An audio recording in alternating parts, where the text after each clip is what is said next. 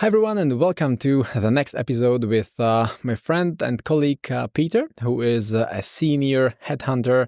Peter has been in the industry for 20 years or so, and in the previous episodes, we were diving deeper to what it takes to find a new job, how to identify what a dream job looks like. And today, with Peter, we are going to talk about how to impress a headhunter, what it takes to get on his radar. So if you are a candidate, if you plan to get a new job, then I'm sure you will find this discussion useful. So let's dive right in, Peter.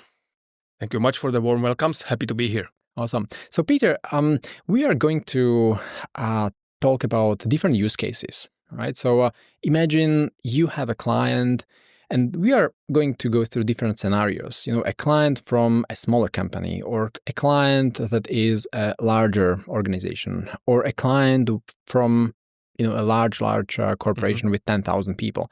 And we are going to talk about VP of engineering or a CTO for these companies. And you will tell us what would it take for someone to get on your radar. So let's start with the first one. Okay, the smaller company. Imagine a company with 100 employees working for this company, and the team is looking for a VP of engineering to join them. So what would the thought process be like on your end? So there are a number of elements, macro and micro elements, which are influencing how to look at the candidates who are going to be a good match for this type of scenario.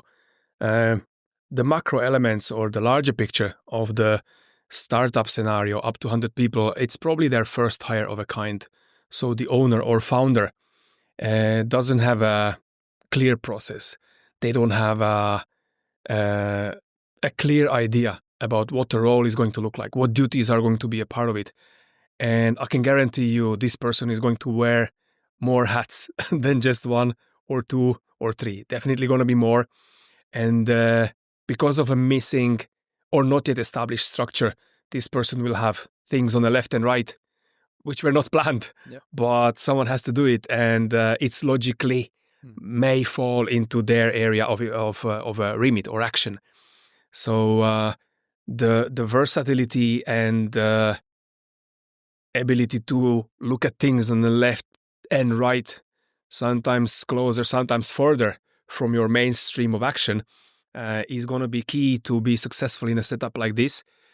You don't know where the role, which direction the role may evolve or may end up in 1, 2, 3 years. And so it's going to be more hectic, more somewhat chaotic times from time to time, but definitely more colorful and rewarding. The fruit can be very sweet, but it's going to be, you have to roll your sleeves up and ready to put in the effort, which is unpredictable. So on this note, once you get the requirement from the hiring team to hunt for a VP of engineering to join this company of 100 people, what would be on your radar? I mean, what would you search for on LinkedIn, assuming you would use LinkedIn? What are the keywords? And especially, people who are listening to you now are those VPs and directors and people who essentially are looking for a new job within the next 3, 6, or 12 months. And they also wonder, okay, how can I apply some changes on my profile in order to be on a radar of a headhunter like yourself? So what are some of the keywords? How would you approach the search? What would be on top of your list to start with? A number of things, but I would be definitely looking at the entrepreneurial element of this role. People who are highly likely going to be suitable for this type of role in this type of setup or environment will be people with a very high drive, people who have a goal and they are pursuing that goal with a full physical and mental investment.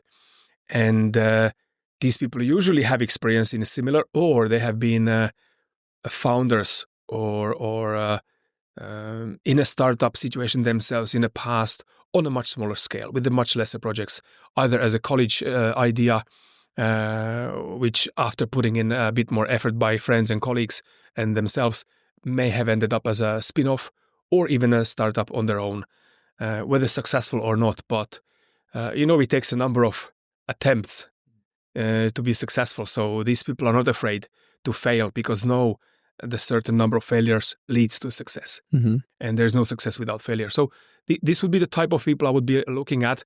Of course, next to a standard job description, which defines your tech stack, your area of interest or industry vertical. And so that would be the main focus. I would be looking at samples of them either operating successfully in a startup or themselves starting a startup. Mm-hmm. So would you be searching for specific keywords such as entrepreneurial or startup? Founder, Founder. CEO of doesn't matter how small. The point is, these people, their thinking process led to an idea, and they have been seeking ways how to transform and materialize that idea to a physical world. So they have done the journey from having an idea, justifying that idea, evaluating it from every angle, realizing it's a good idea, and then do all the steps which are happening between the idea and a marketable product or service.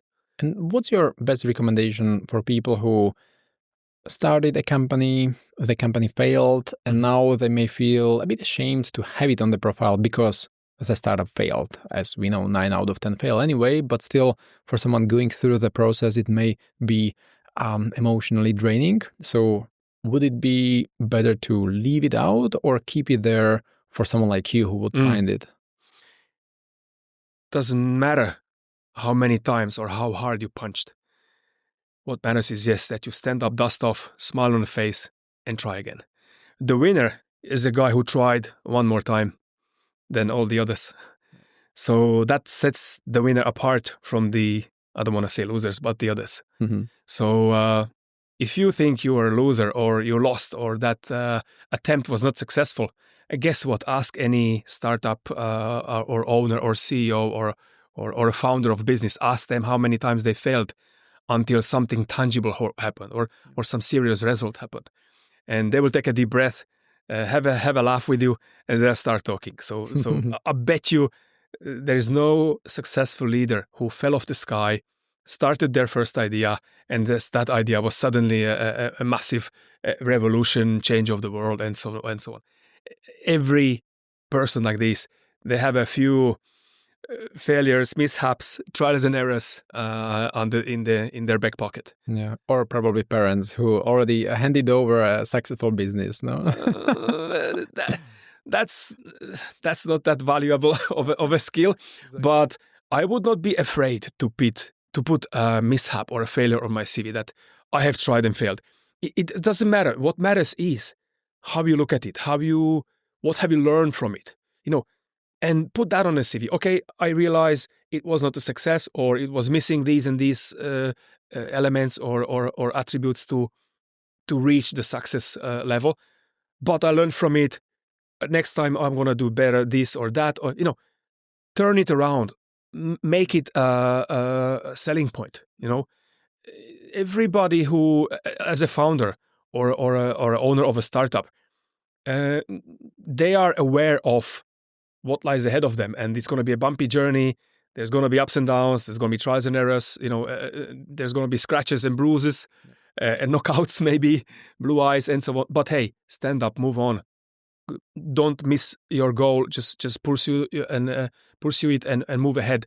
And they expect the people surrounding them, because this person in a small setup will likely be somebody who will be the first circle around the owner or the founder. They expect them to primarily have the attribute of, after a failure, stand up, dust off, analyze what went wrong, and can carry on. Because, again, that's the attribute of a winner. They don't quit. It's too easy to quit. They just don't quit. They try again. They eliminate all the ways things are not going well. And at the same time, on that journey, find out ways which work. Awesome. Yeah. So thinking about some of these keywords, you mentioned entrepreneurial, founder, CEO. So this is, I guess, one segment of keywords that you would put in the search bar. What else is there that people who would potentially be up for a career move, what else should they have on their profiles? a sign of entrepreneurial spirit or that founder spirit, which doesn't have to be carried by these words. There are samples of, for example, you having an idea in a medium size or large size company where you had an idea which was good enough that you have managed to win some executive sponsorship and support, even financial, and they have put resources aside for you to carry on with this idea, which would at the end, if successful, massively benefit the larger, the main business.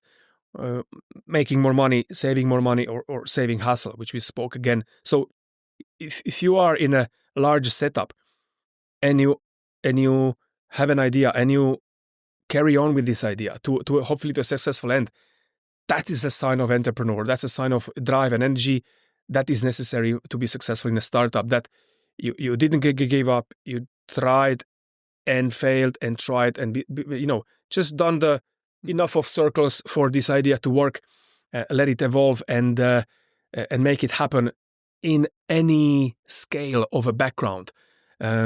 So put down your projects which you're proud about, your highlights. If it is your idea, put it there. If you supported somebody else's idea, describe your role. How did you support that idea? That means you have the elements, you have the resources inside you which are making you suitable for that. Yeah. Okay. Is there anything else when it comes to an industry, for example? So say someone is working in fintech for the last 2-3 years. Mm-hmm. How to bring this to your attention and get you interested in speaking with that candidate? So on a first glance of a candidate's profile, if you see companies or names of companies, let's presume I'm a recruiter who is really at home in the fintech, and I know ins and outs of the industry or various verticals in it, and I know the companies. I'm operating in there for decades. So I know those, 10, 20 companies which are actually really moving and shaking the industry, making the highest noise, bringing the biggest progress.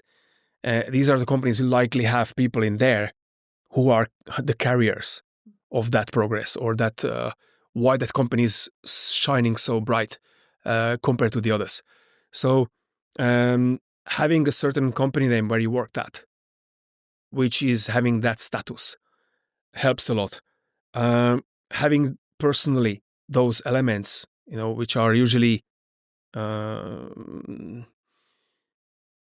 pointing towards the fact that you would probably be able to operate in that environment and even thrive and enjoy it.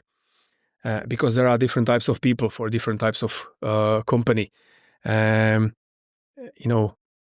just to make it worthwhile and successful, and that would probably be another mark or sign that this person is coming from a solid background. He will highly likely carry those attributes, and that is something that I need in my team as well. Mm-hmm. Yeah. This also highlights how important is it to work for a company that is well known in the market, because it also influences the next job, right? So a candidate, from what I understand now, is that the candidate should also think about how the decision to join a company today will impact the decision in 2 years or 5 years when he or she is looking for a new job, right? Very important, because there's two things which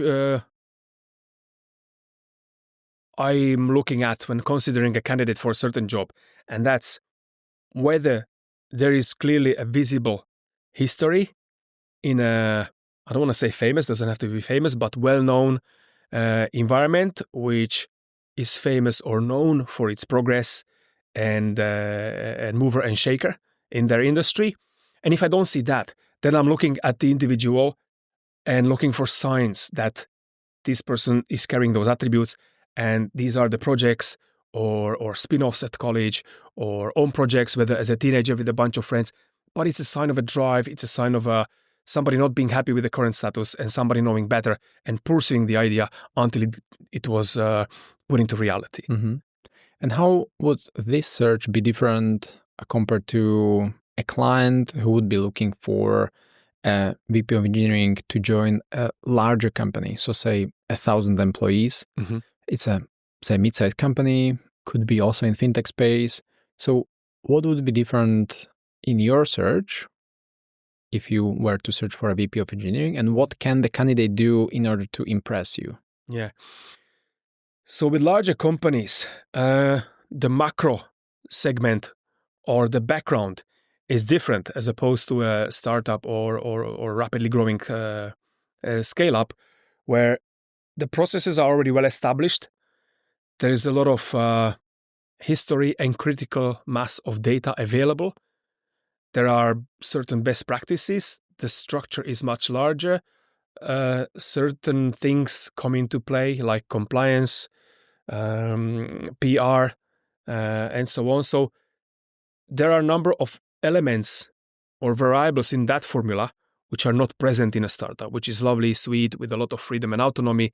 And you can forget certain limitations or elements which are becoming, on the other hand, very important moving into the large or global giant segment of companies. They're looking at completely different set of experiences, or the people who are happy and able to navigate in those waters are different types of people. They are much more aware of the bureaucracy, politics, operations, costs. The way they look at things and measure things is different. Of course, there is some enthusiasm, but in much lesser kind of a doses, and it merges with all the other elements of the role which are important while considering candidates for that environment.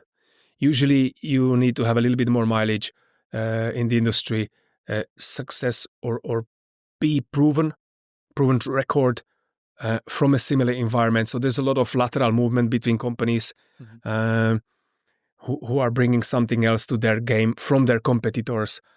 And this is making the flavor of the role different. And the whole vibe of the role is also different as well. So the types of people who are ideally considered for the startup are completely different than the types of people who are highly likely to be considered for the large or global setups.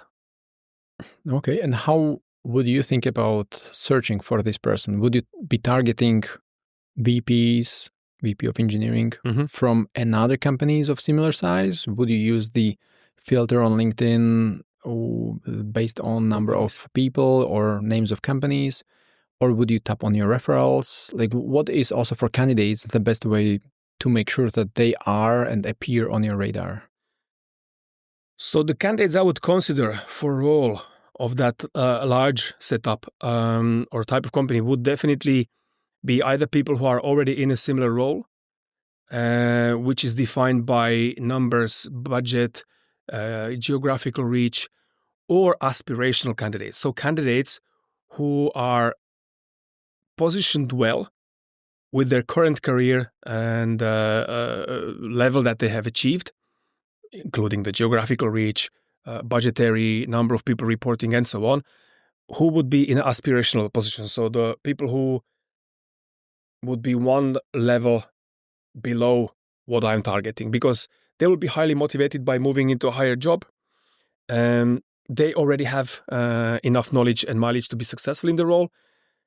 And it can be an appealing scenario for the candidate, for the client, unless the client really, really is looking for a competitive knowledge and is happy to bring somebody from the direct competitor, which would be a lateral move. Okay. And how would this search differ from, say, a search where your client would be a company with 10,000 employees, relatively large corporation, where you would be looking for a CTO? So it also may include some of these aspirational VPs who work as VPs in smaller companies. They would be looking for some more exciting role. Like, how would you conduct the search? And also, again, from the candidate standpoint, what they can do to make sure that they impress you? You mean the aspirational candidates? Yes. So I would make it visible. What I have already achieved so far, I would put the hiring managers from large organizations. They are quite often driven by tables, by numbers, by statistics, and so on. So I would make my appearance to this type of community driven by numbers, by tables, by achievements, percentage-based improvements while I was there between these and these dates or these and these years. I have moved the organization from these stats to those stats. So it's a plus whatever percent, plus whatever figures of sales. So in terms of a CTO, it could be like I grew the organization from, 20, 30 to 70 engineers over a period of X amount of years. We have achieved massive improvements in this and this. I don't know how many products or apps or, how many tangible products or services they have put in place during that period of time. So something shows you that you can start and finish something, and there is a clear difference between what you have taken over and you handed over when you left, and the difference between there. So that's what definitely I would use as a number of bullet points describing these various highlights of my current or previous career, which may look attractive for this type of organization. If I would be doing the same to target as a candidate to target a small size company, I would do it more enthusiastically, more passionate, using a wording which is carrying a bit more feeling and my like association with me liking that area, and perhaps less numbers, because if you're in a startup, you don't have those numbers. So you need to show energy. If you have a startup experience and you're going to a startup again, fantastic. You have results to demonstrate, and add the passion and enthusiasm, mix it with those results, and you are appealing again for a startup that you've been there, done that, and you know how to do it. But if you're targeting a larger organization, you have to look like as if you were they be there, and you have to look like they look like. So they associate themselves with you, and you look similar to them. Mm-hmm. And on this note, how important are the other aspects of the LinkedIn profile? Because I can imagine that on a similar fashion, you could also customize, say, the photo. If you are targeting startups, more casual style. If you are targeting larger companies, more professional More photos. formal, yeah. So do you see also the more successful VPs or CTOs or technology leaders in general also customize it this way? Or would you say this is a bit overkill? It's a very traditional way of looking at things. I have seen the appearance or apparel or dressing style. It's not that important. I have seen a lot of large companies having a very, especially in technology or development or engineering areas, to be rather more casual and not very formal. If you set your visual appearance to very formal, you will attract formal.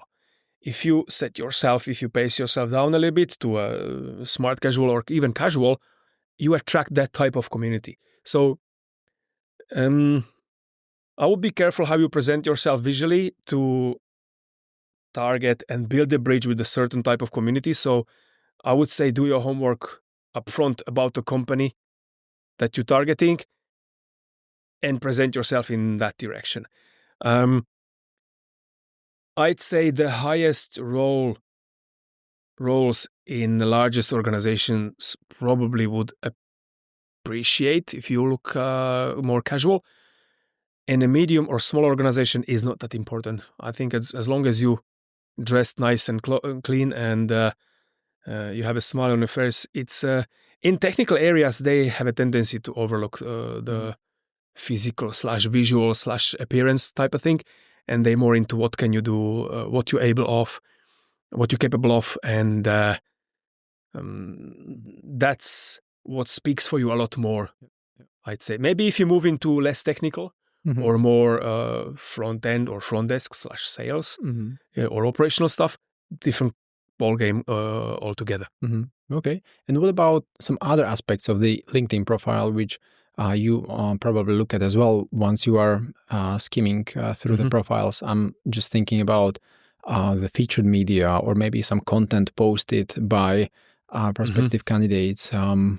There is also the space for the hero banner at the top of the profile. So what about all of these other aspects? Like, should people post? Is this something you look at as a headhunter, or the purpose of posts is different? If I'm studying the shortlisted candidates or even mapping the market, it definitely helps to find out more about the candidate. And it's great to see that they have extracurricular activities which are relevant for what I'm looking for. And if the set of posts is carrying a certain type of message, which is highly associated with that candidate, that helps me understand the candidate better. Puts more color on the picture, or puts a higher density. Shows the picture of the candidate in a much higher density or definition. Sorry, not high density, high definition. And seeing a certain type of post repetitively, it's a good sign that this is something probably that candidate likes, and we associate well with that idea. That candidate will highly likely be a match. Whether it's attendance of a certain type of events, or following a certain technology, or being passionate about something, that tells me that candidate is probably highly likely somebody very close to me, and we will probably get on well, and we'll understand each other, and it will be a pleasure to work with each other.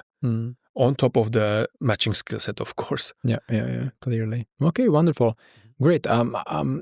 Is there anything else you as a headhunter look at when you screen candidates beyond LinkedIn? Do you also visit people's websites? Have you seen some other examples of interesting presentations, I don't know, on SlideShare or anywhere else? When people do post stuff like this about themselves, it shows effort, it shows initiative. So they want to show themselves in a certain frame, in a certain light. So it's great to see that. Not many people are doing that, to be honest with you. If they do, it's a great way to add more detail on your appearance. For technology areas, I may highlight that usually these CTOs or chief engineers are coming from a hands-on background. So they have been engineers on one day. Maybe they still are. And they have been actively, coding, scripting, engineering. So having stuff, having libraries or code presented on open source or on I don't know if I can say it loudly, like the different types of forums where these software engineers and developers hang out together and exchange information, experiences, even real raw code, and create, participate, and support this community. It's clearly a sign that they have been a little bit standing out, and they have been actively participating on a larger community, sharing knowledge, receiving and providing knowledge, and actively write about it. It shows their passion, enthusiasm for the thing, and the pursuit of getting better. Yeah, so it's a huge sign. It's a huge positive sign. Yeah, Awesome, cool. And so far we are talking about you as a headhunter approaching candidates. How important is networking for candidates, on the other hand? At this level, like chief of or senior director or VP, incredible. It's crucial. It's essential. It's without that, you limit yourself to highly visible public pools, overloaded and oversaturated. Having the network gives you the edge to be close to an opportunity much sooner, or be exclusively close to an opportunity, or see opportunities no one else can see. Or what can happen is somebody knowing about you a lot and well may create opportunity which is specifically made for you because they want your skill set. So it works both ways. Don't forget, it's not like looking for a person for a job, but having a person and creating a job for that person works both ways. Peter, some people say that there is some hidden job market. Based on your personal experience, what do you think about this? Oh, I wouldn't call it hidden job market. It's just the need to increase the visibility of certain opportunity may vary. If the company and its leadership circle have the matching skill set around themselves in their own networks, there's not much of a need to go public or open it up or make a bigger noise about it to increase the visibility and then get in the flooding with all its good and its less good. So sometimes this makes the job to be, let's call it a hidden market because it's hidden from the wider public. But it definitely exists, and higher you go on the ranks, especially in this community of people, the need to make the role highly visible and get all that noise with all its good and the bad. It's not always necessary or productive. Quite often the company choose specialist companies, headhunters, who have the network, and it works as a access to extended network or wider network, but without the noise.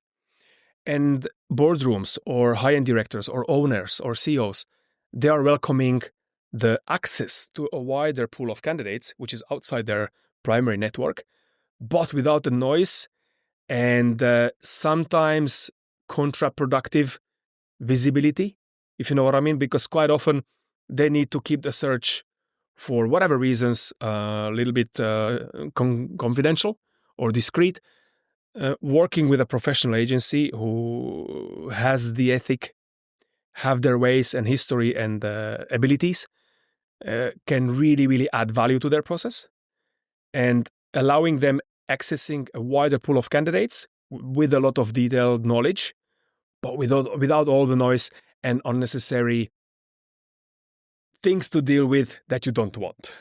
Well, So it's an isolated access to a wider pool of candidates than the own network of the boardroom or of the leadership group who looks after that person. yeah. Well, sometimes so many people apply for roles even if they are not really qualified, and then it just brings more hassle to go through the profiles and communicate with candidates. And this is one of the reasons, even if it's not like super confidential, but hiring managers want to avoid this unnecessary administrative burden, right? There might be a plethora of reasons why the companies choose to decide a discreet way.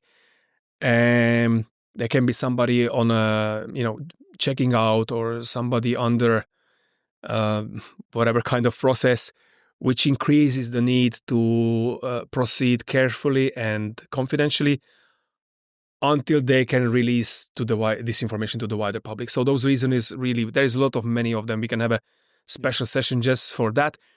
But companies choose to proceed stealth until they are able to release the information, or until certain chain of events closes, opening up the space to for the news. Yeah. And some people these days say, hey, there is AI, we don't need recruiters. Based on your experience, what do you think? Will recruiters be still here in a year or two from now? Yeah, I think they will be here in 10 and 20 until people will be hired and people are making their decision based on feelings. AI will have a difficulty carrying feelings. It's a fantastic tool. Don't forget it's a tool. I use the word tool. It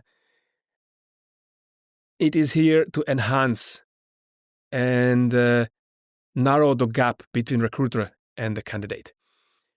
AI is limited by many, many factors. And there's so many things between, imagine you have a paper with a CV and there's a text.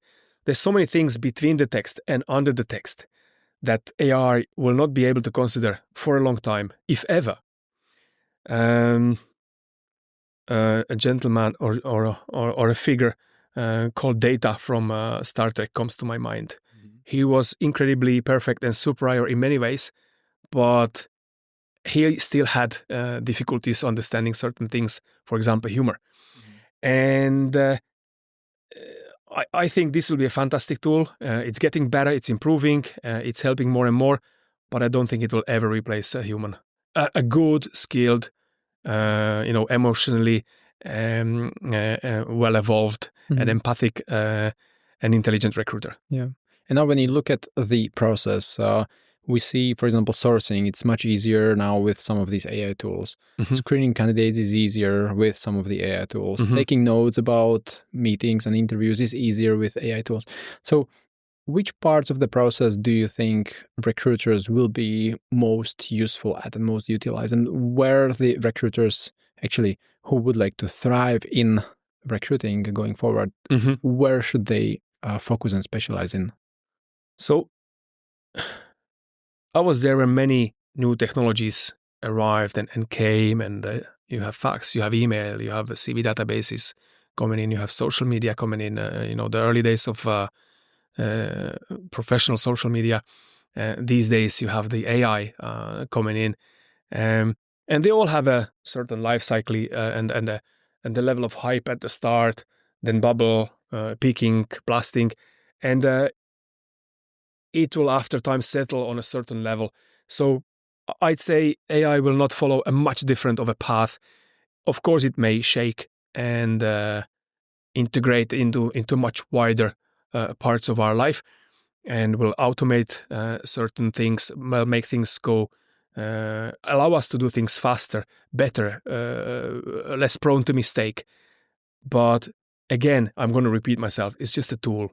So there has to be a human at the end who will be guiding that tool. It's same as the invasion of the fire. Fire is a great servant, but a very bad lord. Or it's as long as that thing is controlled and well maintained and looked after, and make sure it's work well for us, then it's beneficial. But as soon as that thing starts to take over, and I don't even want to say what scenarios. We have seen so many movies when things go south, when too much power is given to something which can't handle it. Yeah. Well, maybe AI will start hiring people at some point, or start making hiring decisions. If you want to base your decision purely on physical or mathematical or statistical or measurable things, yes, it can help you to see things and allowing you to maybe put together all of that data into a easier to understand and a colder picture based on which you can decide. But there is also a lot of unmeasurable items which AI cannot measure or put a number or a price tag or which are sometimes crucial or with decision making. So not every candidate looks incredible well on the paper and has all the statistical and financial and numerical data are correct in there and is impressive. It still can be a person which you wouldn't hire or don't want to see in your team because of those non-measurable elements or items. Okay, so well, the takeaway and good news for candidates is that recruiters are here to stay for the time being. They will be augmented by AI, but still the headhunter, the recruiter will be there to be in touch with candidates. Yes. And I thought today we would have a chance to also look at a few profiles and see how to improve them, how to tweak them. But time flies, so I guess we need to leave this for the next time and wrap it up today. So next time we can dive deeper to certain profiles and see how to tweak them, how to improve the descriptions, and eventually get the interest of a professional headhunter like yourself. I'm really looking forward. Awesome. See you again next week. Thank you very much.